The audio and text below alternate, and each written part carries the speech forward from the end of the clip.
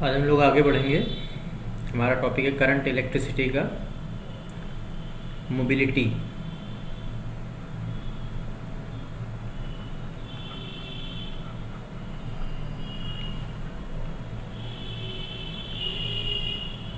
देखिए, पहली बात तो मोबिलिटी को हम लोग हमेशा इस सिंबल से लिखेंगे, इसको बोलते हैं म्यू। म्यू से लिखा जाएगा, इसका मतलब होता है मोबिलिटी। ठीक है, अब मोबिलिटी का मतलब क्या है वो समझिए। देखिए, ये मेरे पास एक कंडक्टर है और इसमें मैंने इधर प्लस लगाया, इधर माइनस लगाया। दैट मीन्स मैंने इस तरफ एक इलेक्ट्रिक फील्ड अप्लाई की है। यहाँ पे कोई इलेक्ट्रॉन है। अब इस इलेक्ट्रॉन के पास इस तरफ एक ड्रिफ्ट वेलोसिटी आएगी, जिसको हम लोग वीडी बोलते हैं। तो मोबिलिटी, पहली बात तो डेफिनेशन वाइज क्या है, फिर इसका मतलब क्या है वो हम लोग देखते हैं। देखिए, डेफिनेशन तो बड़ी सिंपल है। It is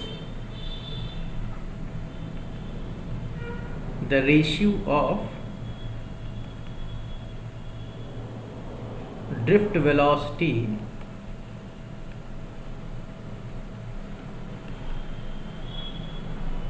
Vd to the applied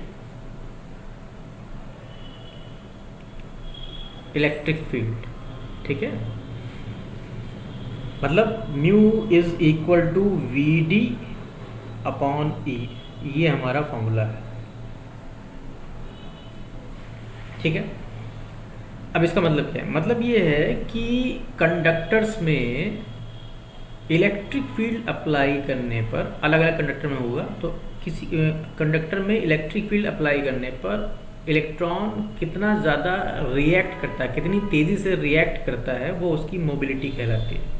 react करने का मतलब उसकी वीडी कितनी तेज़ी से बढ़ती है, स्पीड कितनी तेज़ी से बढ़ती है, ड्रिफ्ट वेलोसिटी कितनी तेज़ी से बढ़ती है। तो how an electron react to the applied electric field is called its mobility. बस सिंपल सा है कि रिएक्ट का मतलब सिर्फ यहाँ पर ये है कि उसकी ड्रिफ्ट वेलोसिटी कितनी तेज़ी से बढ़ती है। ठीक है, और ये उसका फॉर्मूला बन गया। अब जिस कंडक्टर में थोड़ी सी इलेक्ट्रिक फील्ड अप्लाई करने पर ज़्यादा ड्रिफ्ट वेलोसिटी आ जाएगी, हम बोलेंगे उस कंडक्टर के इलेक्ट्रॉन्स की मोबिलिटी ज़्यादा है। और जिसमें कम आएगी उसके बोलेंगे उस कंडक्टर के इलेक्ट्रॉन्स मतलब फ्री इलेक्ट्रॉन्स की मोबिलिटी कम है। ओके, अगर हम इसके यूनिट की बात करें तो ड्रिफ्ट वेलोसिटी का यूनिट क्या होता है? मीटर पर सेकेंड। इलेक्ट्रिक फील्ड का यूनिट क्या होता है? न्यूटन पर कूलम। तो इसका यूनिट क्या बन गया? मीटर कूलम पर न्यूटन सेकेंड। ठीक है, सिंपल सा हो गया। डायमेंशन अगर हम लोग लिखना चाहें इसका, मीटर मतलब L, कूलम मतलब 80, सेकेंड मतलब T, न्यूटन मतलब mL/T-2। भाई फोर्स का तो आप लोग याद ही रखें, T से T ये तो चला ही जाएगा। हमारे पास ये m ऊपर जब जाएगा तो हो जाएगा m⁻⁻1, L ऊपर जाएगा तो L भी चला जाएगा तो L बचेगा नहीं, L की पावर 0 हो जाएगी, A⁻1 T⁻2, ये हमारा डायमेंशन हो जाएगा। ठीक है, अब जो मोबिलिटी है ये भी हमारी वेक्टर क्वांटिटी है।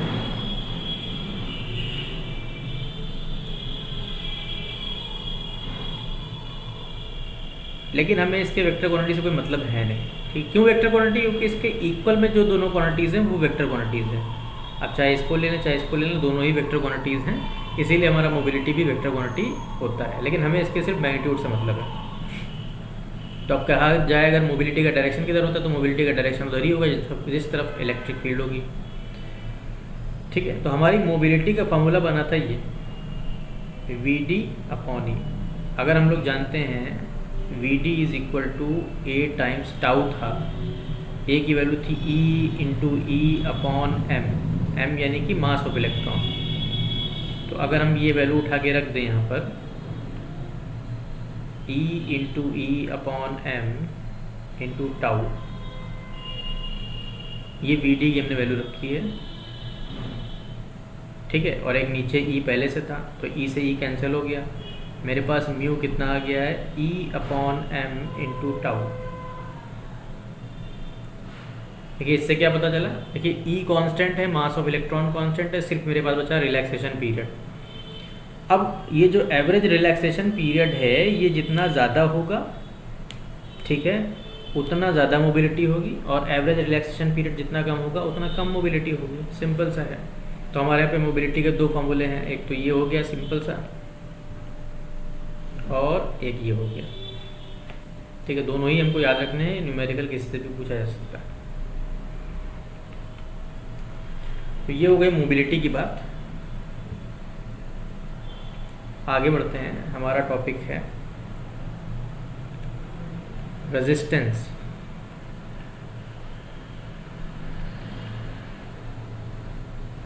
रेजिस्टेंस क्या होता है? देखिए रेजिस्टेंस के लिए सिंपल सा आप वर्ड याद रखेंगे, अपोजिशन टू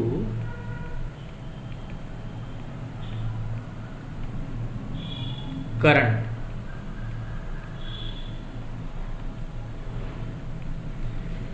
ऐसी फिजिकल क्वांटिटी जो करंट को अपोज करे।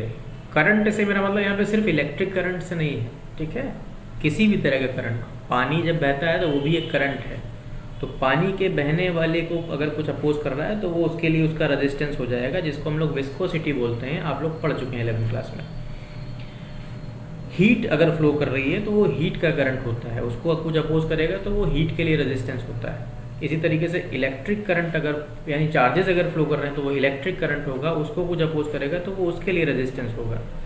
किसी भी करंट को कुछ भी अपोज करेगा उसको हम लोग रेजिस्टेंस बोलेंगे। इसीलिए मैंने यहाँ पे लिखा है अपोजिशन टू करंट। स्पेसिफाई नहीं किया है कि कौन सा करंट, कोई भी करंट हो सकता है। अब हम लोग के चैप्टर का नाम है इलेक्ट्रिक करंट, तो इलेक्ट्रिक करंट के रिस्पेक्ट में पढ़ेंगे इसको। अब जो रेजिस्टेंस है ये होता क्या है? देखिए रेजिस्टेंस का फॉर्मूला आप हमेशा ऐसे याद रखेंगे, this is always equal to driving force divided by current, ठीक है। अब ये ड्राइविंग फोर्स का मतलब क्या है? अगर देखो ये समझ लिया तो किसी चीज़ का भी रेजिस्टेंस को आप फाइंड आउट कर लेंगे। ड्राइविंग फोर्स का मतलब ये होता है ऐसा कौन सा फोर्स है या ऐसी कौन सी फिजिकल क्वांटिटी है जो करंट को फ्लो करा रहा है, ठीक है। जैसे अगर हम लोग इलेक्ट्रिक करंट के रिस्पेक्ट में देखें, ये कंडक्टर हमारे पास है, इधर मैंने प्लस लगाया, इधर माइनस लगाया, और हम लोग जानते हैं करंट यूँ फ्लो करेगा, ठीक है। तो अब इसमें करंट को फ्लो कौन करा रहा है? तो आप कहेंगे ये प्लस और ये माइनस मिलके फ्लो करा रहे हैं। ये प्लस और माइनस हैं क्या? ये प्लस और माइनस पोटेंशियल डिफरेंस ही तो हैं। तो potential difference is the driving force with in respect to the electric current, ठीक है। तो ड्राइविंग फोर्स की जगह पे यहाँ पे मैंने पोटेंशियल डिफरेंस लिख दिया, डेल्टा वी लगा दिया, मतलब पोटेंशियल डिफरेंस, ठीक है। करंट हमेशा कहाँ से कहाँ फ्लो करता है? तो करंट हमेशा higher potential to lower potential flow करता है, ये बात आपको मालूम होनी चाहिए। तो हायर पोटेंशियल मान लिया V है, यहाँ पे जीरो पोटेंशियल है, तो करंट का डायरेक्शन इस तरफ है। और प्लस से आपको मालूम भी पड़ रहा होगा, मैंने बता के रखा था कि आपका पोटेंशियल माइनस भी होता है और पॉजिटिव भी होता है, नेगेटिव भी होता है, पॉजिटिव भी होता है। और पॉजिटिव वाला बड़ा होगा तो इसका मतलब ये हायर पोटेंशियल है, और नेगेटिव वाला छोटा होगा, इसका मतलब ये लोअर पोटेंशियल। तो करंट आपका इधर से इधर फ्लो कर रहा है, और ऊपर ड्राइविंग फोर्स मैंने लिख दिया डेल्टा V, और करंट खुद जो भी करंट होगा I, ये रेजिस्टेंस का फॉर्मूला मेरा बन गया। डेल्टा V का मतलब सिर्फ पोटेंशियल डिफरेंस, ठीक है, बाकी और कुछ नहीं है। अगर इस केस में अगर आप देखेंगे जो मैंने ऊपर वायर बनाया हुआ है, तो यहाँ पे पोटेंशियल डिफरेंस है V माइनस जीरो, मतलब कि V, सिर्फ सिंपली V आप लिख देंगे, आपका काम चल जाएगा, ठीक है। ये तो हो गया रेजिस्टेंस। अगर हम इसके यूनिट की बात करें तो इसका यूनिट होता है ओम, ठीक है, सिंबल इसका ये होता है। दूसरा यूनिट आप लिखना चाहें तो लिख सकते हो वोल्ट पर एम्पियर, ऊपर वोल्ट है नीचे करंट है इसलिए एम्पियर, ठीक है। डायमेंशन अगर आप लिखना चाहें इसका, डायमेंशन बहुत ज़रूरी है हर चीज़ का आना, हर फिजिकल क्वांटिटी का डायमेंशन आना आपको कंपलसरी है। अब देखिए इसका डायरेक्टली तो आप लिख नहीं सकते, तो आपको वोल्ट का मालूम होना चाहिए, पोटेंशियल का मालूम होना चाहिए। पोटेंशियल का भी अगर नहीं मालूम है तो पोटेंशियल का कम से कम फार्मूला मालूम होना चाहिए। पोटेंशियल का फार्मूला था, अगर आपको याद हो, W/Q था, और W का तो आपको डायमेंशन याद होना चाहिए। अगर फोर्स का आता है तो W का भी आता होगा, बस W में एक L एक्स्ट्रा बढ़ जाता है, यानी कि अगर हम वोल्ट का डायमेंशन लिखेंगे तो वो होगा ml² t-2 और नीचे Q है मतलब चार्ज है, चार्ज का यानी कि 80, इसका डायमेंशन क्या होगा 80 पर एम्पियर, तो उसका एक और ही आ गया। तो हमारे पास क्या बचा ml² a⁻², t⁻3, ये इसका डायमेंशन हो गया। रेजिस्टेंस स्केलर क्वांटिटी है, इसके पास डायरेक्शन नहीं होता, इसका काम सिर्फ अपोज करना होता है।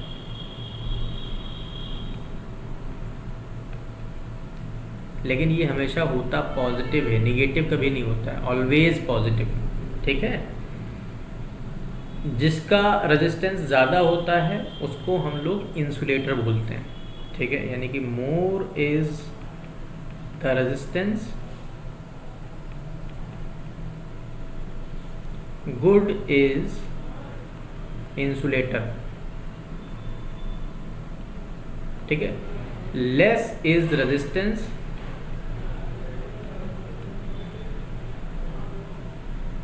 Good is conductor.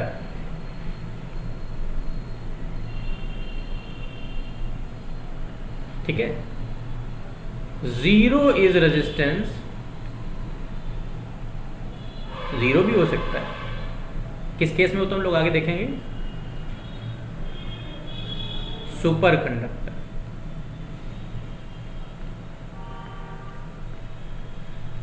Zero resistance हो जाएगा मतलब उसमें करंट को रोकने वाली कोई चीज़ ही नहीं है, कोई फिजिकल क्वांटिटी ऐसी है ही नहीं जो करंट को रोक सके, तो हम लोग उसको बोल देंगे सुपर कंडक्टर। ठीक है, हमारी फिजिकल लाइफ में यानी रूम टेम्परेचर पे हमें कोई भी सुपर कंडक्टर नहीं मिलता है, अगर हम टेम्परेचर लो कर देते तो सुपर कंडक्टर मिल जाता है। कैसे वो हम लोग आगे देखेंगे। अभी जो रेजिस्टेंस है, चलिए अच्छा रेजिस्टेंस के बारे में तो हो गया है, आगे बढ़ते हैं हम लोग।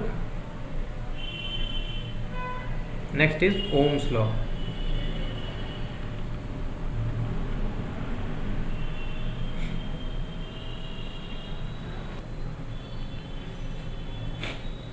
ओम्स लॉ क्या है? देखिए, ओम्स ने ये बताया है कि हम किसी कंडक्टर के अक्रॉस अगर कोई पोटेंशियल डिफरेंस क्रिएट करें तो उसमें जो करंट फ्लो होगा I, वो डायरेक्टली प्रोपोर्शनेट होगा करंट के, बस। यानी कि V is directly proportionate to current. बस कहने का मतलब ये है कि अगर आप पोटेंशियल डिफरेंस को बढ़ाएंगे तो करंट की वैल्यू बढ़ेगी, अगर आप पोटेंशियल डिफरेंस को घटाएंगे तो करंट की वैल्यू घटेगी। इतना ही बोला है मैंने, बस इतना ही याद रखना है। प्रोपोर्शनेट के साइन को हम लोग हटाएंगे तो एक कांस्टेंट आता है, उस कांस्टेंट को हम लोग रेजिस्टेंस बोलेंगे। ठीक है, ये रेजिस्टेंस है। अब इनकी इस इक्वेशन में ये वाली जो इक्वेशन है V = IR, इनकी इस इक्वेशन में हमारे पास V और I, इन दोनों को हम लोग वेरिएबल मानेंगे। वेरिएबल का मतलब ये क्वांटिटीज चेंज होंगी। क्यों चेंज होंगी? क्योंकि V को चेंज करेंगे तो I भी चेंज हो जाएगा, R नहीं चेंज होगा। R हमारा क्या है? प्रोपोर्शनैलिटी कांस्टेंट है, ये याद रखिए, प्रोपोर्शनैलिटी कांस्टेंट।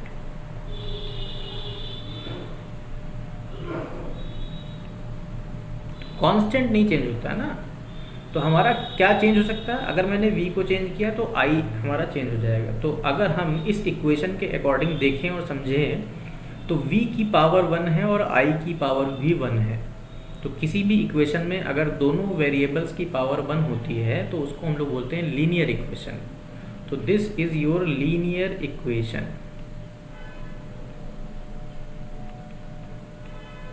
अब लीनियर इक्वेशन का जो ग्राफ होता है वो भी लीनियर बनता है। तो अगर मैं इसका ग्राफ बनाऊं तो आपकी मर्जी है, आप दोनों तरह से ग्राफ बना सकते हैं। दोनों तरह से मेरा मतलब ये है, आप चाहे इधर V लीजिए, चाहे इधर I लीजिए, चाहे इधर I लीजिए, चाहे इधर V लीजिए। इस वाले ग्राफ को V वर्सेस I ग्राफ बोल सकते हैं हम लोग, इस वाले ग्राफ को I वर्सेस V ग्राफ बोल सकते हैं। ठीक है, ये VI ग्राफ है, ये IV ग्राफ है, बस इतना फर्क है। अब अगर बनाना है यहाँ पर ग्राफिकल रिप्रेजेंटेशन करना है तो उसमें ओरिजिन से लेके सिर्फ एक स्ट्रेट लाइन बनती है बस। यहाँ पे ओरिजिन है, ओरिजिन से लेके सिर्फ एक स्ट्रेट लाइन बनेगी। अब ये स्ट्रेट लाइन हमको क्या रिप्रेजेंट कर रही है, V is equal to I R, मतलब ओम्स लॉ को रिप्रेजेंट कर रही है। ठीक है, स्ट्रेट लाइन है, ध्यान रखिएगा इस बात को। अब ये जो स्ट्रेट लाइन है ओरिजिन से बनेगी पहली बात तो। अब ये जो स्ट्रेट लाइन बनाई है हमने,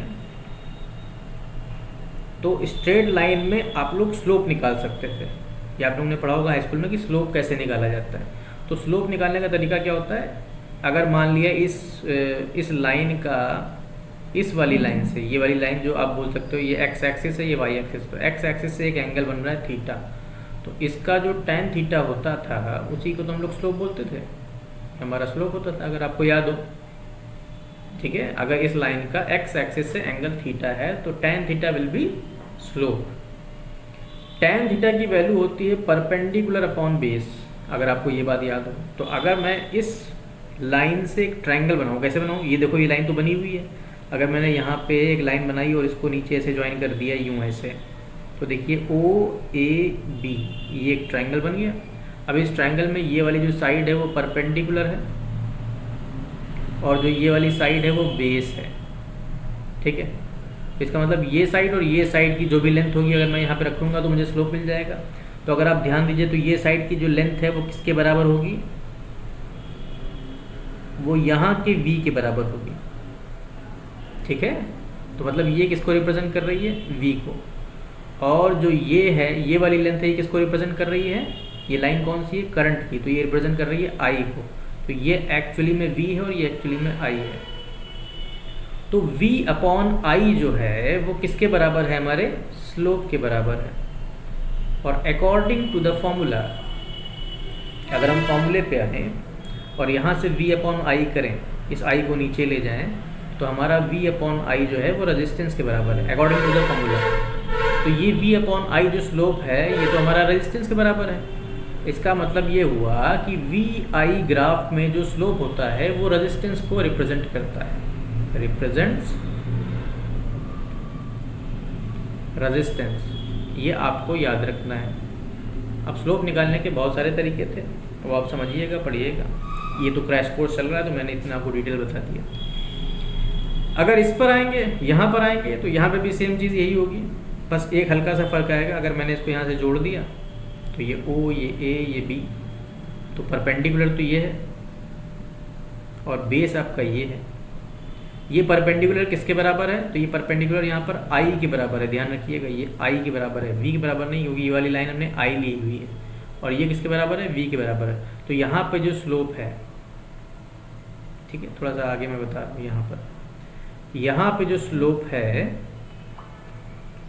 वो I अपॉन V के बराबर है। आप देखिए परपेंडिकुलर अपॉन बेस करना है, तो परपेंडिकुलर क्या है I, बेस क्या है V, तो ये I अपॉन V के बराबर हो।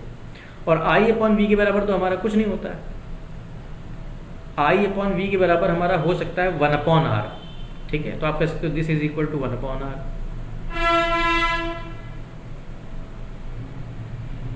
This is equal to 1 upon R। 1 upon R को आप आगे जाके पढ़ेंगे, इसको हम लोग बोलते हैं कंडक्टेंस। तो IV ग्राफ का जो स्लोप होता है वो कंडक्टेंस को रिप्रेजेंट करता है, जबकि VI ग्राफ का स्लोप रेजिस्टेंस को रिप्रेजेंट करता है। कंडक्टेंस रेजिस्टेंस का उल्टा होता है, बस इतना याद रखना है। तो अगर मुझसे क्वेश्चन पूछ लिया गया ऐसे, मान लिया क्वेश्चन ऐसा है, ये ऐसा ग्राफ बना हुआ है और यहाँ पे दो कंडक्टर्स के ग्राफ बने हुए हैं एक साथ ऐसे, ये कंडक्टर नंबर 1 है, ये कंडक्टर नंबर 2 है। कंडक्टर नंबर 1 का रेजिस्टेंस R1 है और कंडक्टर नंबर 2 का रेजिस्टेंस R2 है। अब हमसे पूछ लिया जाए कि किसका रेजिस्टेंस ज़्यादा होगा, तो हम लोग देख के बता सकते हैं कि इसका एंगल बड़ा है, इसका एंगल छोटा है। अगर इसका एंगल θ1 है, इसका एंगल θ2 है, तो हम कह सकते हैं θ2 इज ग्रेटर देन θ1, अगर एंगल के रिस्पेक्ट में देखना है तो। ठीक है, तो हम कह सकते हैं R2 is greater than R1, क्योंकि कौन सा ग्राफ है, VI ग्राफ है। लेकिन अगर मैंने ग्राफ को बदल दिया, यानी IV बना दिया ऐसे, और उसी तरीके के दो कंडक्टर हैं यूँ, कंडक्टर नंबर 1, कंडक्टर नंबर 2, इसका रेजिस्टेंस R1, इसका रेजिस्टेंस R2। अब अगर यहाँ देखेंगे एंगल तो यहाँ पे θ1 है, यहाँ पे एंगल देखेंगे θ2 है, तो इस बार क्या है, θ2 बड़ा है और θ1 छोटा है। θ2 बड़ा है इसका मतलब कंडक्टर 2 का स्लोप बड़ा है, जिसका स्लोप बड़ा होगा उसका कंडक्टेंस बड़ा होगा, रेजिस्टेंस नहीं कंडक्टेंस, लेकिन हमसे क्वेश्चन में रेजिस्टेंस पूछा गया है, तो अगर कंडक्टेंस बड़ा है इसका मतलब रेजिस्टेंस कम है, क्योंकि 1/r होता है ना कंडक्टेंस हमारा, तो इसका मतलब रेजिस्टेंस हमारा R2 का छोटा है, तो हम लोग लिख देंगे R2 is less than R1। ठीक है, तो इस तरीके के क्वेश्चन आपसे पूछे जा सकते हैं, ये आपको ध्यान रखना है। ये हो गया हमारा Ohm's law.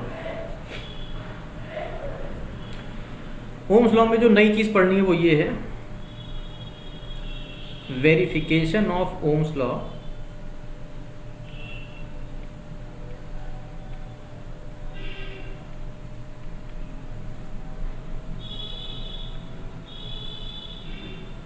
in the basis of on the basis of free electron theory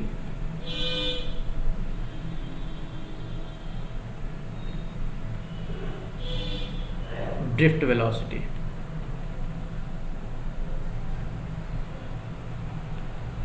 ठीक है, कभी कभी सिर्फ इतना सा लिखा होता है Ohm's law in microscopic form, ऐसा भी सिंपल सा लिख देते हैं बस। तो हमें ओम्स लॉ को वेरीफाई करना है, लेकिन ओम्स लॉ के उस फॉर्मूले में, उस वेरिफिकेशन के फॉर्मूले में ड्रिफ्ट वेलोसिटी आनी चाहिए बस। कैसे आएगी, देखिए हमारे पास करंट का एक फॉर्मूला है, पहले कंडक्टर बना लेते हैं। मान लिया हमारे पास एक कंडक्टर है, इस कंडक्टर की इलेक्ट्रॉन डेंसिटी स्मॉल n है, करंट इसमें I है, और इसमें एक इलेक्ट्रॉन है, एक इलेक्ट्रॉन के सारे इलेक्ट्रॉन है जिनकी ड्रिफ्ट वेलोसिटी Vd है। इधर हमने प्लस लगाया है, इधर माइनस लगाया, दैट मीन्स इधर V है, इधर 0 है। अब ये मान के चलिए, ओके, और इलेक्ट्रिक फील्ड इस तरफ क्रिएट होगी ऐसे। अब हमारे पास करंट का एक फॉर्मूला था, करंट का फॉर्मूला सिंपल सा है, NEAVD, ये हम लोग पिछली क्लास में देख चुके हैं। ये फॉर्मूला करंट का relation number of electron density से है, इलेक्ट्रॉन के चार्ज से है, एरिया ऑफ क्रॉस सेक्शन से, इसका area of cross section A है। ठीक है, अच्छा लेंथ भी मैंने ली, लेंथ भी ले लेता हूँ, ये लेंथ L है, area of cross section A है, और VD मतलब ड्रिफ्ट वेलोसिटी। ठीक है, ये हमारे पास है। अब देखिए हमें क्या चाहिए, हमें तो चाहिए ओम्स लॉ, और ओम्स लॉ तो इसके बारे में बात करता है, V proportionate to I।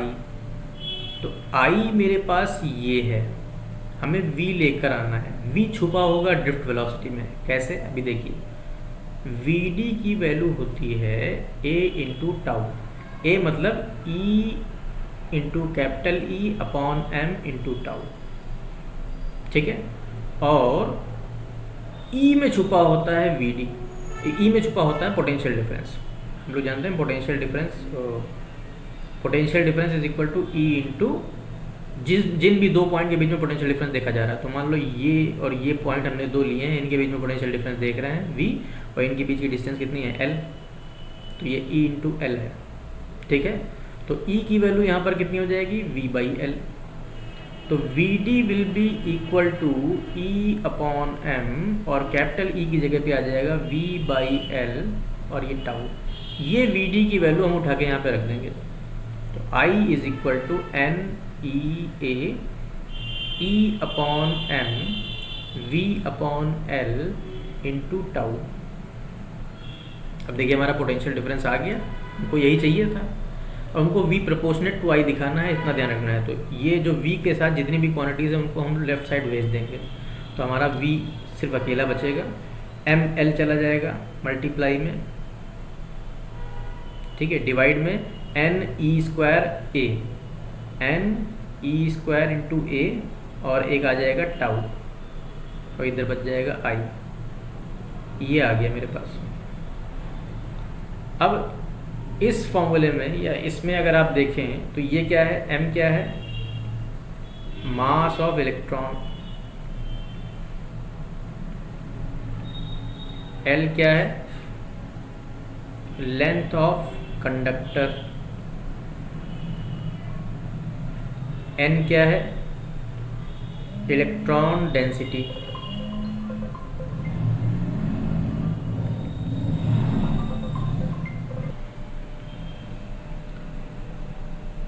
E क्या है?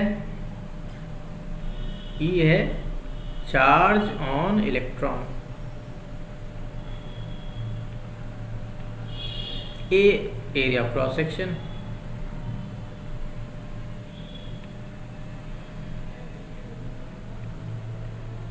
और लास्ट में हमारा जो टाउ है वो क्या है? Average relaxation period.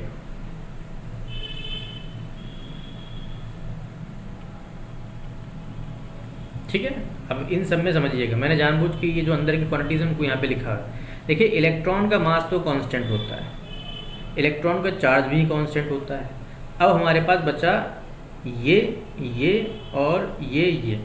देखिए, अगर मैंने कंडक्टर को चेंज नहीं किया, मतलब कंडक्टर मेरा सेम रहा एक्सपेरिमेंट के दौरान, एक्सपेरिमेंट के टाइम हमारा कंडक्टर सेम रहा, तो लेंथ मेरी कांस्टेंट हो जाएगी, area of cross section constant हो जाएगा। पहली बात हो गई। ठीक है, ड्यूरिंग एक्सपेरिमेंट अगर हमने अपने कंडक्टर को चेंज नहीं किया तो उसका लेंथ और area of cross section same रहेगा। अब बचा एन और टाउ। अगर मैंने टेम्परेचर कांस्टेंट रखा है, ठीक है, इफ टेम्परेचर इज कांस्टेंट, ठीक है, तो हमारा एन और टाउ भी कांस्टेंट रहेगा, उसमें कोई चेंज नहीं आएगा।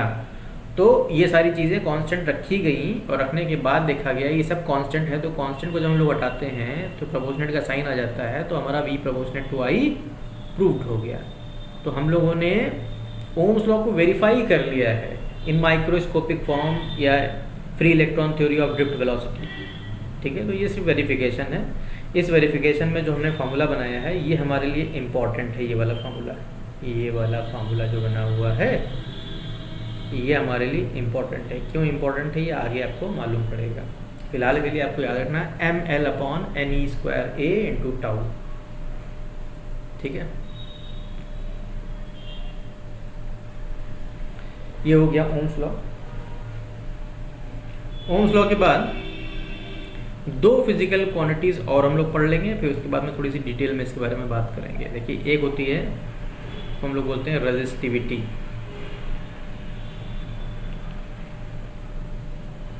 रेजिस्टिविटी को हम लोग स्पेसिफिक रेजिस्टेंस भी बोलते हैं।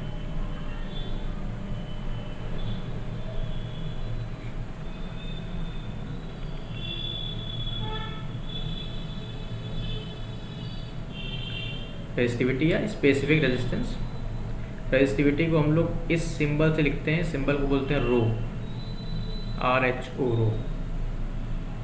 ये क्या है अभी देखते हैं। अगर हमको ये समझ में आ गया कि हमारा रेजिस्टेंस किन किन बातों पर डिपेंड करता है तो हमको रेजिस्टिविटी भी समझ में आ जाएगी। रेजिस्टेंस की बात कर रहे हैं। देखिए, हमारा जो रेजिस्टेंस है वो कुल मिला के 4 बातों पे डिपेंड करता है। रेजिस्टेंस, सिर्फ रेजिस्टेंस की बात कर रहे हैं, ध्यान रखिएगा। ये जो हमारा कंडक्टर है इसकी लेंथ L है, एरिया ऑफ क्रॉस सेक्शन मैंने A ले लिया, ठीक है। टेम्परेचर इसका कोई हम मान के चलते हैं T0, ये इसका टेम्परेचर है, ठीक है। रेजिस्टेंस हमारा डिपेंड करता है सबसे पहले तो लेंथ पर, यानी अगर मैंने लेंथ को बढ़ाया तो हमारा रेजिस्टेंस बढ़ जाएगा, ठीक है। सेकंड, हमारा रेजिस्टेंस डिपेंड करता है एरिया ऑफ क्रॉस सेक्शन पे, लेकिन इन्वर्स में डिपेंड करता है। इसका मतलब ये है कि अगर मैंने एरिया को बढ़ा दिया तो रेजिस्टेंस कम हो जाएगा, ठीक है।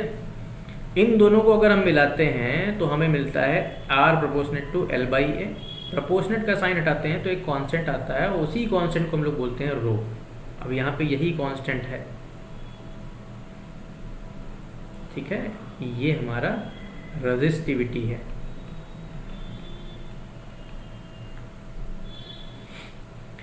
अब हमारा जो रेजिस्टेंस है वो L के ऊपर और एरिया के ऊपर डिपेंड कर रहा है। लेकिन रो हमारा इसके ऊपर डिपेंड नहीं करता है, ये बात याद रखनी।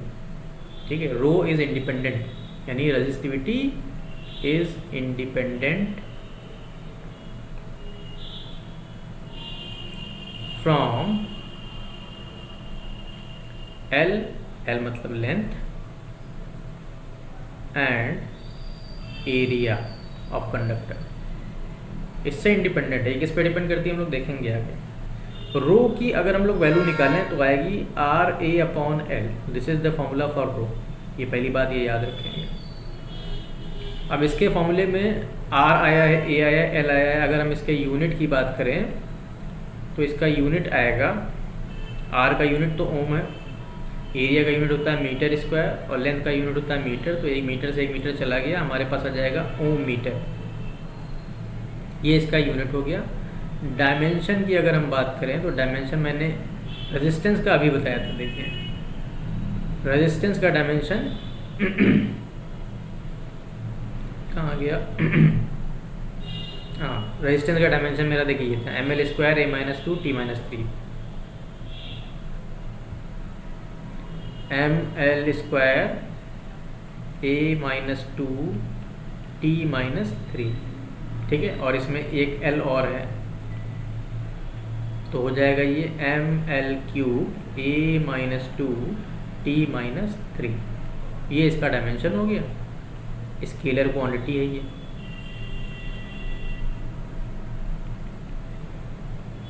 ठीक है, लेकिन सिर्फ पॉजिटिव होगी, नेगेटिव नहीं होगी। रेजिस्टिविटी कभी नेगेटिव में नहीं होती, ज़ीरो हो सकती। ज़ीरो होगी तो हम उसको सुपर कंडक्टर बोल देंगे। ठीक है, अब इस रेजिस्टिविटी को, ये जो हमारा रेजिस्टिविटी आया है, ठीक है, इसको हम इस फॉर्मूले से कंपेयर करेंगे जो हम लोगों ने ऊपर बनाया। देखिए V is equal to ml upon N E square A tau, ml upon N E square A tau into I, ये हमारा बना था। अब अगर आप इसको कंपेयर करें V is equal to R I से, तो हमारा रेजिस्टेंस किसके बराबर हुआ, ml upon N E square tau into A. ठीक है, तो अगर हम इसको कंपेयर करें इस फार्मूले से जो हम लोगों ने अभी बनाया, ठीक है, रो एल अपॉन ए, तो ये देखिए एल अपॉन ए को हटा दीजिए तो रो हमारा किसके बराबर है, रो हमारा बराबर है M upon N E square tau. तो हमारी रेजिस्टिविटी इन बातों पर डिपेंड करती है, किस पे, मास ऑफ इलेक्ट्रॉन, इलेक्ट्रॉन के चार्ज पर, इलेक्ट्रॉन डेंसिटी पर और टाउ पर। ठीक है, इसमें ये नंबर ऑफ, ये क्या है, इलेक्ट्रॉन डेंसिटी,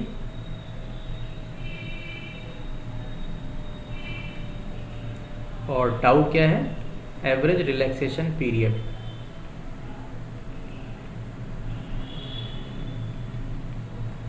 अगर इन क्वांटिटीज में चेंज होगा तभी हमारा रो चेंज होगा, वरना चेंज नहीं होगा। इसीलिए हम लोग सिंपली ये बात बोल सकते हैं कि जो रेजिस्टिविटी होती है ये हमारी, ये डिपेंड करती है, depends on material if temperature is constant. ठीक है, अगर हमारा टेम्परेचर कांस्टेंट है तो हमारी रेजिस्टिविटी मटेरियल पे डिपेंड करती है, यानी एल्यूमिनियम की कुछ और होगी, कॉपर की कुछ और होगी, सिल्वर की कुछ और होगी, गोल्ड की कुछ और होगी। ठीक है, तो सिल्वर के केस में हमारी रेजिस्टिविटी सबसे कम होती है, तो हम कहते हैं कि सिल्वर का रेजिस्टेंस सबसे कम होता है, हमारे लिए अच्छा कंडक्टर है सिल्वर, इसीलिए बोल देते हैं हम लोग, क्योंकि उसकी रेजिस्टिविटी कम है। रेजिस्टिविटी कम होना और रेजिस्टेंस कम होना दो अलग अलग बातें हैं, ध्यान रखिएगा इस बात को। देखिए रेजिस्टिविटी का मतलब यहाँ पर क्या है, हमारे पास एक कंडक्टर है, मान लो ये मटेरियल है, इसकी रेजिस्टिविटी हमने बोल दी 2 ओम मीटर है। इसका मतलब क्या हुआ, इसका मतलब ये हुआ कि अगर मैंने इससे एक वायर बनाया जिसकी length 1 meter, area of cross section 1 meter square होगा, तो इसकी रेजिस्टिविटी 2 ओम मीटर होगी। ठीक है, समझ में आ रही बात मेरी? मैंने इस मटेरियल से ऐसा वायर बनाया जिसकी लेंथ 1 मीटर है और area of cross section 1 meter square है, तो इसकी रेजिस्टिविटी 2 ओम मीटर होगी। अब अगर मान लेते हैं इसी वायर में हमने इसकी लेंथ को डबल कर दिया,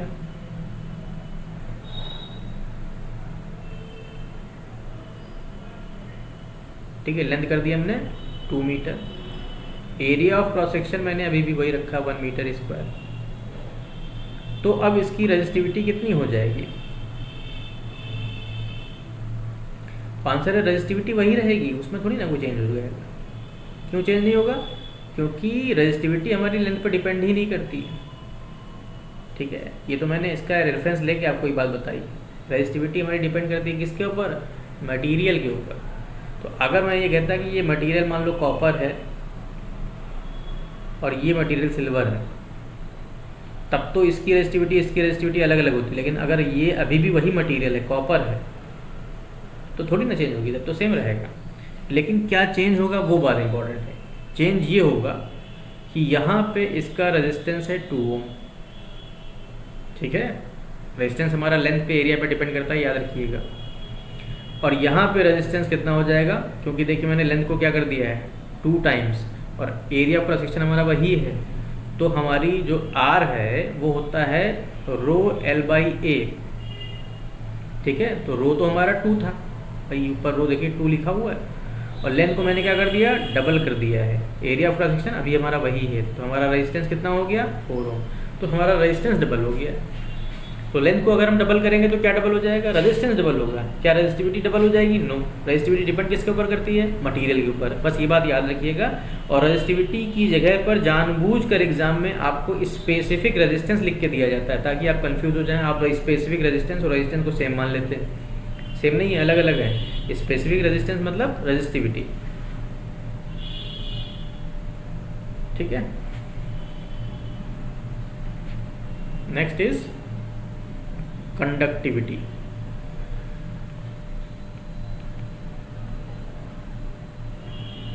कंडक्टिविटी को हम लोग सिग्मा से लिखेंगे, बस ये रेजिस्टिविटी का उल्टा है, ऐसे याद रखिए।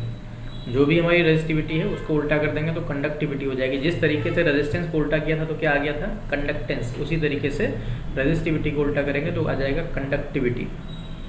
तो इसका फॉर्मूला अगर बनाना चाहें तो आप रेजिस्टिविटी के फॉर्मूले को उल्टा कर दीजिए। रेजिस्टिविटी का फॉर्मूला क्या था? M/NE² ये अगर स्टार्टिंग में देखेंगे यहाँ पर, तो यहाँ पर हमारा लिखा हुआ है RA/L, तो ये क्या हो जाएगा? L/RA, L/RA हो जाएगा। ठीक है, दूसरा अगर उस फॉर्म में लिखना चाहें तो इसको आप उल्टा कर दीजिए। NE² ऊपर चला जाएगा, NE² ऊपर चला जाएगा, M नीचे आ जाएगा। ये रेजिस्टिविटी का फॉर्मूला हो गया। आप एक फॉर्मूला याद रख लें, आपका काम चल जाएगा, आपको दोनों फॉर्मूले याद रखने की ज़रूरत नहीं। लेकिन इंपॉर्टेंट है इसका यूनिट। यूनिट इसका होता है, देखिए एक यूनिट तो होता है इसका पर ओम पर मीटर, क्योंकि ये उसका उल्टा है। दूसरा इसका होता है मो, MHO। एक होता है साइमन। तो 3 इसके नाम इंपॉर्टेंट ज़्यादा होते हैं। मो, साइमन आप याद रखें, ये तो आप खुद भी निकाल सकते हैं क्योंकि उसका उल्टा है। स्केलर क्वांटिटी है ये।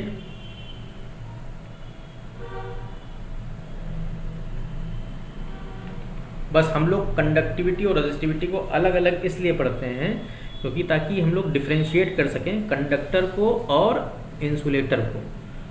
ठीक है, तो हमने आपको स्टार्टिंग बताया था इंसुलेटर किसको बोलेंगे? जिसका रेजिस्टेंस अच्छा हो या जिसकी रेजिस्टिविटी अच्छी हो। Good is the more is the resistivity, good is the insulator. Less is the resistivity, good is the conductor. या इसको हम दूसरी भाषा में बोलेंगे, more is the conductivity, good is the conductor. Less is the conductivity, good is the insulator. बस ऐसे बोल दिया जाता है, बोलने के लिए सिर्फ है। ठीक है, अब देखिए रेजिस्टिविटी में हमारे जो फॉर्मूला आया था वो ये था M/NE²τ। ठीक है, तो हम बात करेंगे इफेक्ट ऑफ टेम्परेचर का। Effect of temperature on resistivity या रेजिस्टेंस, जो बोलना चाहें बोल लीजिए, क्योंकि दोनों पे ही इफेक्ट आ जाएगा। तो देखिए इफेक्ट जो है वो हम 4 मटेरियल्स में अलग अलग देखेंगे। एक होता है कंडक्टर, एक होता है आपका लिक्विड इलेक्ट्रोलाइट, ठीक है, जिसमें करंट फ्लो हो सकता है उनमें चेक करेंगे, ठीक है। जिसमें करंट फ्लो नहीं हो सकता उसमें नहीं चेक करना, मतलब इंसुलेटर में हमें थोड़ी देखना है रेजिस्टिविटी का इफेक्ट, ठीक है।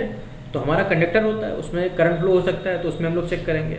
दूसरा एक इलेक्ट्रोलाइट होते हैं, ठीक है, आपका इलेक्ट्रोलाइट चाहे एसिड ले लीजिए चाहे बेस ले लीजिए, उसमें चेक करेंगे हम लोग, क्योंकि उसमें करंट फ्लो हो सकता है, उसमें आयंस फ्लो होते हैं, ठीक है। इसके अलावा आपका सेमीकंडक्टर होता है, ठीक है। तो इन सब में क्या होता है, करंट फ्लो हो सकता है। कंडक्टर्स को मिला के भी एक मटेरियल बनाया जाता है, उसको बोलते हैं अलॉय। तो अलॉय में भी हम लोग को चेक करना पड़ेगा कि रेजिस्टिविटी किस तरह से चेंज हो सकती है। सबसे पहले हम लोग कंडक्टर में देख रहे हैं, उसमें ध्यान दीजिएगा, डिटेल में नहीं देखेंगे, ओवरव्यू देखेंगे, बाकी जो फॉर्मूला बनेगा वो देखेंगे। देखिए कंडक्टर में क्या होता है, अगर मैंने टेम्परेचर बढ़ाया, टेम्परेचर को मैंने इंक्रीज किया, एरो ऊपर का मतलब इंक्रीज हो रहा है, टेम्परेचर को इंक्रीज करने से क्या इफेक्ट पड़ेगा वो सोचिए। टेम्परेचर को इंक्रीज करने से नंबर ऑफ कोलिजन्स बढ़ जाएंगे। नंबर ऑफ कोलिजन्स क्यों बढ़ सकते हैं, क्योंकि आपका रिलैक्सेशन पीरियड कम हो जाएगा, यानी कि टाउ आपका डिक्रीज हो जाएगा। टाउ डिक्रीज हो जाएगा मतलब नंबर ऑफ कोलिजन्स आपके बढ़ चुके हैं, इंक्रीज हो जाएंगे। नंबर ऑफ कोलिजन्स इंक्रीज होने का मतलब क्या है, सिंपली रेजिस्टिविटी आपकी बढ़ जाएगी। रेजिस्टिविटी या रेजिस्टेंस जो बोलना चाहें बोल लें, वो बढ़ जाएगी। तो कंडक्टर में सिंपल है, टेम्परेचर के बढ़ाने पर रेजिस्टेंस बढ़ता है, बस इतना ही याद रखना आपको। कितना बढ़ता है उसके लिए हम लोग एक फॉर्मूला बना सकते हैं। क्या फॉर्मूला है,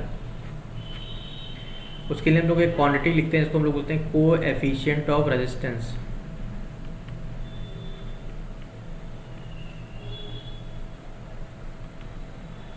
रेजिस्टेंस, ठीक है।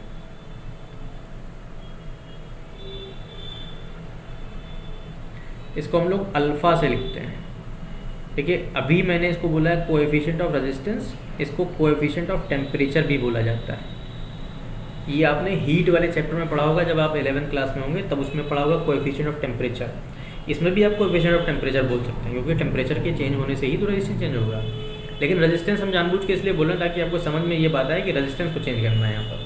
तो this is coefficient of resistance या कोएफिशिएंट ऑफ टेम्परेचर। क्या होता है, देखिए हमारे पास एक कंडक्टर है जिसका इनिशियल टेम्परेचर मान लेते हैं T0 था, इसका इनिशियल रेजिस्टेंस मान लेते हैं R0 था, ठीक है। सिंपल सी बात हो गई। इसको हमने टेम्परेचर को बढ़ा दिया,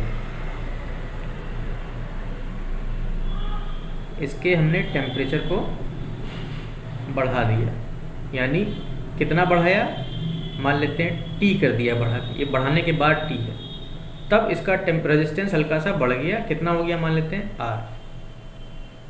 तो हमारा अल्फ़ा क्या होता है, अल्फ़ा होता है कि हमारा रेजिस्टेंस कितना चेंज हुआ, पहले आप वो देखिए, यानी कि R में से R0 को माइनस करेंगे तो कितना चेंज हुआ मालूम हो जाएगा।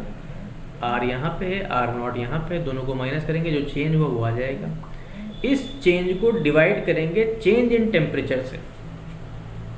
टेम्परेचर कितना चेंज हुआ, तो टेम्परेचर जो चेंज हुआ उसको हम फिलहाल के तो डेल्टा टी लिखे दे रहे हैं, ठीक है, फिलहाल के लिए डेल्टा टी लिखे दे रहा है। और डिवाइड करेंगे इनिशियल रेजिस्टेंस कितना था उससे, बस। This is your alpha. तो alpha is simply defined as change in resistance per unit temperature per unit initial resistance, बस इतना आप याद रखिए। एज अ फॉर्मूला आप ये याद रख सकते हैं। अब यहाँ से इसी को क्रॉस मल्टीप्लाई अगर हम कर दें तो हो जाएगा R minus R naught is equal to alpha into R naught into delta T.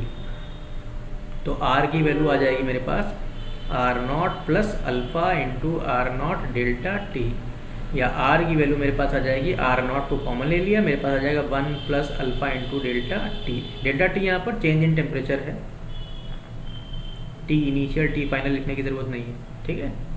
अब टी इनिशियल टी फाइनल मतलब चेंज का आप निकालना है, तो भाई टी में से इसको माइनस कर दोगे तो चेंज आ जाएगा, तो उसको लंबा करने के लिए हमने जानबूझ के नहीं लिखा है। इस फॉर्मूले को आप याद रखेंगे, हमारे लिए याद रखने वाला है कि कंडक्टर में रेजिस्टेंस जो चेंज होता है वो किन बातों पे डिपेंड करता है। तो वो डिपेंड करता है सिर्फ इस बात पे, कोएफिशिएंट ऑफ टेम्परेचर पे। ये जितना ज़्यादा होगा, जिस भी कंडक्टर का ये जितना ज़्यादा होगा, रेजिस्टेंस के चेंज होने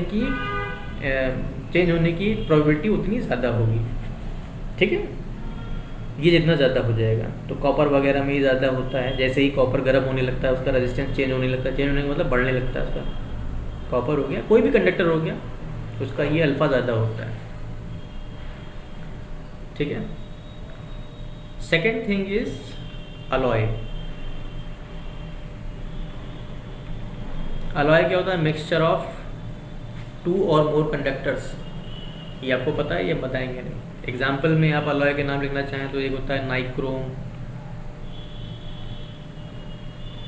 निकिल और क्रोमियम से मिलके बनता है। हमारे लैब में ज़्यादातर इसी वायर का इस्तेमाल किया जाता है इन पोटेंशियोमीटर और मीटर ब्रिज। मीटर ब्रिज और पोटेंशियोमीटर में जो रेजिस्टेंस वायर होता है वो जनरली नाइक्रोम का बना होता है या मैंगनीन का बना होता है, अलॉय का बना होता है। जनरली अलॉय का ही बनाते हैं। क्यों बनाते हैं उसकी वजह ये है, अलॉय में जैसे ही हम टेम्परेचर को बढ़ाते हैं हमारी रेजिस्टिविटी में कोई चेंज नहीं आता है, ठीक है। नो चेंज या minor change, that is neglected, that is neglected, ठीक है। क्यों? क्योंकि alpha is very less for alloys. Alpha की वैल्यू 0.00 करके समथिंग होती है, ऐसे इतनी कम होती है अलॉयज के लिए। तो अगर तुम इसको मल्टीप्लाई भी करोगे इससे तो ये वैल्यू इतनी बड़ी नहीं हो पाती है कि रेजिस्टेंस को बढ़ा दे। हल्का सा, बहुत हल्का सा माइनर सा चेंज होता है। जैसे मान लो अगर इनिशियल टेम्परेचर 2, इनिशियल रेजिस्टेंस 2 है तो फाइनल रेजिस्टेंस हो जाता है 2.0001 में से। अब ये हल्का सा जो बढ़ा है इससे कोई फ़र्क नहीं पड़ता है, तो हम लोग नेग्लेक्ट कर देते हैं। तो अलॉय में नो चेंज, क्यों? Alpha is very less for alloys. बस आपको याद, अल्फ़ा मतलब coefficient of resistance, coefficient of temperature. Third, electrolyte.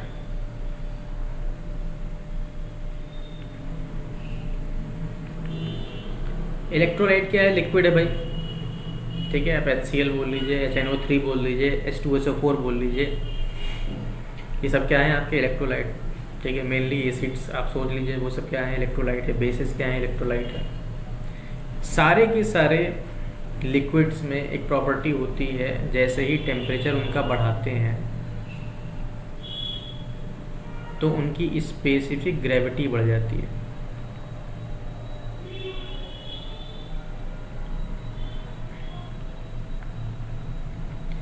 Specific gravity को आप लोग इलेक्ट्रोलाइट या लिक्विड की लैंग्वेज में डेंसिटी के नाम से जानते हैं। तो जो डेंसिटी होती है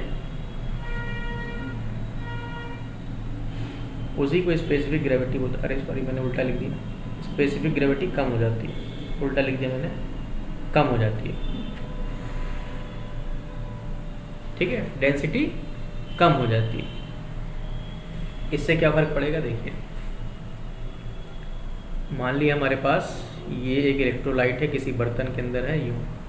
अब इसके अंदर आयंस हैं, पॉजिटिव नेगेटिव सारे आयंस हैं, वो जाते हैं, इधर भी जाएंगे इधर भी जाएंगे। अब अगर इसके अंदर नंबर ऑफ आयंस सपोज 100 हैं, ठीक है, तो उन 100 आयंस को इसके अंदर घूमने के लिए, जाने के लिए टकरा टकरा के आगे जाना पड़ रहा है।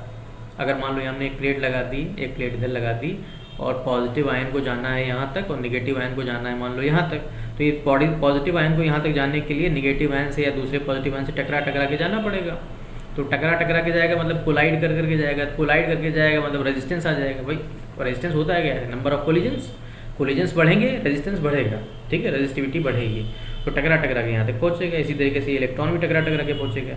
लेकिन किसी तरीके से हम इसकी डेंसिटी को कम कर दें, मतलब इतनी जो भीड़ दिख रही है वो कम कर दें, रास्ता बड़ा कर दें। रास्ता बड़ा करने का तरीका ये है कि इसको हमने गर्म कर दिया, मान लो हमने गर्म कर दिया इसे, अब ये गर्म हो गया, यहाँ पर गर्म होगा तो क्या होगा, इसका वॉल्यूम बढ़ जाएगा। जैसे ही वॉल्यूम बढ़ेगा तो डेंसिटी कम हो जाएगी। भाई वॉल्यूम बढ़ा मतलब डेंसिटी बढ़ी, डेंसिटी का फॉर्मूला ही होता है मास अपॉन वॉल्यूम। वॉल्यूम को अगर आप बढ़ा दोगे तो डेंसिटी कम हो जाएगी। तो वॉल्यूम बढ़ जाता है एक्चुअल में, तो डेंसिटी कम हो जाती है। अब हम लोग वॉल्यूम बढ़ जाता है ये नहीं बोलते हैं, हम लोग क्या बोल देते हैं, स्पेसिफिक ग्रेविटी कम हो जाती है या डेंसिटी कम हो जाती है। तो जगह मिल जाती है आयंस को आराम से ट्रेवल करने के लिए। तो अब ये वाला आयन आराम से ट्रेवल करके यहाँ तक जा सकता है, निगेटिव वाला आयन आराम से ट्रेवल करके यहाँ तक जा सकता है। मतलब नंबर ऑफ कोलिजन्स कम हो जाते हैं। कोलिजन्स कम हो जाएंगे तो क्या होगा, नंबर ऑफ कोलिजन्स डिक्रीज हो जाएंगे। इसका मतलब हमारी रेजिस्टिविटी कम हो जाएगी, ठीक है। तो इलेक्ट्रोलाइट में स्पेसिफिक ग्रेविटी के कम होने की वजह से नंबर ऑफ कोलिजन्स कम हो जाते हैं और हमारी स्पेसिफिक ग्रेविटी कम हो जाती है। ये बात आपको याद रखनी है इलेक्ट्रोलाइट के केस में। फोर्थ हमारे पास आता है सेमीकंडक्टर।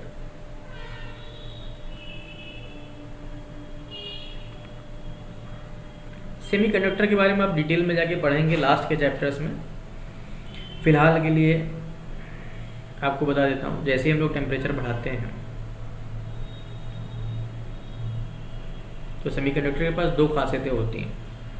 टेम्परेचर के बढ़ाने से उसका इलेक्ट्रॉन डेंसिटी बढ़ने लगती है, ठीक है। इलेक्ट्रॉन डेंसिटी अगर बढ़ेगी तो हमारा रेजिस्टिविटी का फॉर्मूला क्या था, ml/ne² इंटू टाउ।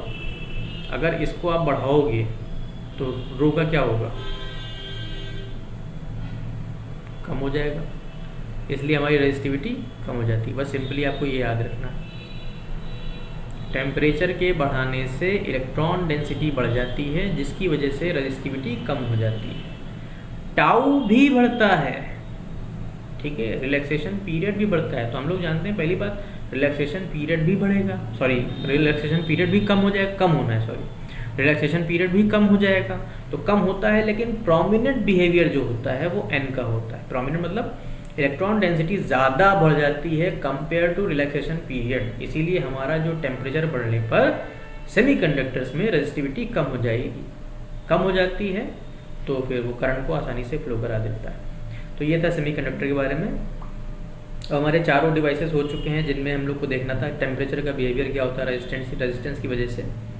अब जनरली हमारा जो रेजिस्टेंस होता है, प्रैक्टिकली जो हमारा रेजिस्टेंस होता है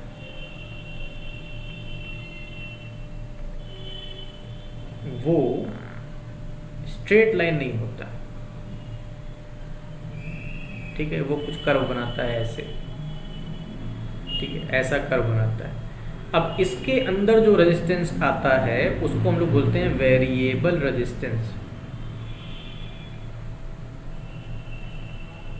वेरिएबल रेजिस्टेंस का मतलब ये है कि अगर आप सिर्फ इतने पार्ट में देखोगे तो आपको रेजिस्टेंस अलग मिलेगा, इतने पार्ट में अगर आप देखोगे तो रेजिस्टेंस अलग मिलेगा। क्यों? अगर मैंने ये दो पार्ट लिए, समझिएगा ध्यान से, तो इसका एंगल जो बनेगा वो ये बनेगा। अगर मैंने ये दोनों पॉइंट लिए और इसका जो एंगल बनेगा वो ये बनेगा। आपको दिख रहा होगा ये एंगल बड़ा है, ये एंगल छोटा है, ठीक है। थोड़ा सा और बड़ा करके मैं बना देता हूँ ताकि आपको समझ में आ जाए। ये कुछ ऐसा है,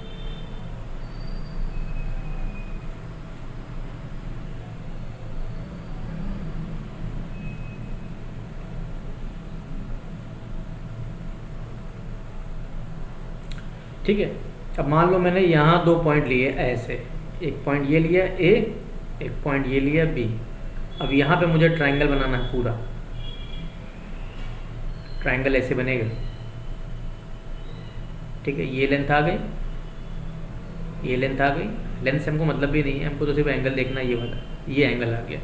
तो इसका जो tan थीटा होता है वही तो स्लोप होता है, और वही क्या है, रेजिस्टेंस। तो इसका स्लोप आ गया ये। अब मान लो मैंने यहाँ पे एक पॉइंट लिया और एक पॉइंट मैंने यहाँ लिया।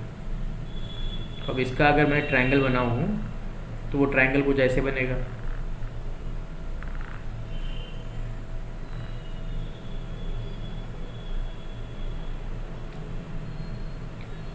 इस एंगल में क्या दिख रहा है भाई, ये वाला एंगल हमको तो बड़ा दिख रहा है, ये वाला एंगल छोटा दिख रहा है, ठीक है। देखिए ये वाली साइड बड़ी है, ये वाली साइड छोटी है। इसमें देखिए ये वाली साइड और ये वाली साइड लगभग बराबर है। तो उसमें देखिए θ2 बड़ा है, θ1 बड़ा है। इसका मतलब यहाँ पर इतने पार्ट में रेजिस्टेंस अलग आ जाएगा, इतने पार्ट में रेजिस्टेंस अलग आ जाएगा। और अगर मैंने यहाँ पर लिया सिर्फ इतने में, तब तो इसका एंगल और छोटा आ जाएगा, तो इसका रेजिस्टेंस और अलग आ जाएगा। तो इसके हर पार्ट में रेजिस्टेंस अलग अलग आता है। कम डिपेंड करता है इस बात पर कि हमने किन दोनों पॉइंट को लिया हुआ है। तो यहाँ पे हम लोग हर बार ये फॉर्मूला यूज़ करते हैं ऐसे। अब इससे जो हमको मिलेगा वो वेरिएबल रेजिस्टेंस मिलेगा। डेल्टा वी का मतलब ये होता है, ये डेल्टा वी और ये डेल्टा आई होता है। भाई ये डेल्टा वी है और ये डेल्टा आई है, ठीक है। डेल्टा वी निकालिए, डेल्टा आई निकालिए, दोनों को डिवाइड कर दीजिए। डेल्टा वी निकालिए, डेल्टा आई निकालिए, दोनों को डिवाइड कर दीजिए, बस। तो ये हमारा वेरिएबल रेजिस्टेंस है। अब वेरिएबल रेजिस्टेंस हम लोग ऐसे ही निकालते हैं, क्यों? क्योंकि हमारे पास जो ओम्स लॉ है वो लीनियर इक्वेशन को रिप्रेजेंट करता है। तो हमें सिर्फ उतना ही डिस्टेंस लेना है जहाँ तक स्ट्रेट लाइन दिख रही है, ठीक है। तो हमको उतना लेने से होता क्या है कि हमको उतने पार्ट में ओम्स लॉ ओबे मिलता है, ओम्स लॉ को फॉलो करते हुए मिलता है, इसलिए हम लोग उसको उतने पार्ट तक सॉल्व करते हैं। तो हमारे जो कंडक्टर्स होते हैं वो दो तरह के होते हैं, जिसको हम लोग बोलते हैं ओमिक कंडक्टर्स और नॉन ओमिक कंडक्टर्स। ओमिक किसको बोलेंगे? जो ओम्स लॉ को फॉलो करेंगे, ओम्स लॉ को ओबे करेंगे। नॉन ओमिक किसको बोलेंगे? जो ओम्स लॉ को ओबे या फॉलो नहीं करेंगे, ठीक है।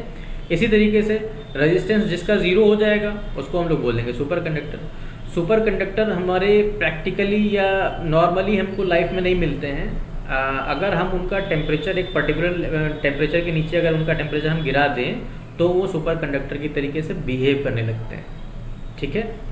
तो वो दो एक आप एग्जांपल में नाम याद रख लीजिएगा, टेम्परेचर वाइज आपको पता चल जाएगा। तो वो सुपर कंडक्टर होते हैं, ठीक है। तो यहाँ पे आज बात हो गई रेजिस्टेंस तक, कल हम लोग आगे इसके बात करेंगे, ठीक है। आज के लिए बस इतना ही।